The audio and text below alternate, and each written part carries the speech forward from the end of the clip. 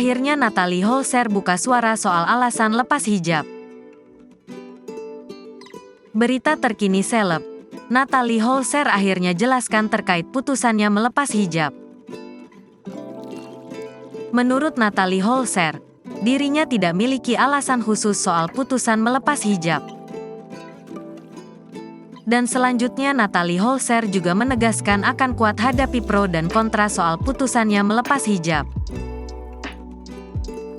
Natalie Holzer mengaku, soal lepas hijab memang keputusannya sendiri dan tidak miliki alasan apa-apa.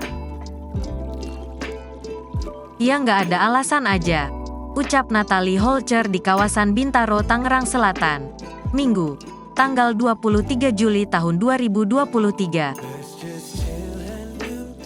Lantas Natalie Holzer juga merespon santai banyak pro kontra soal keputusannya untuk melepas hijab.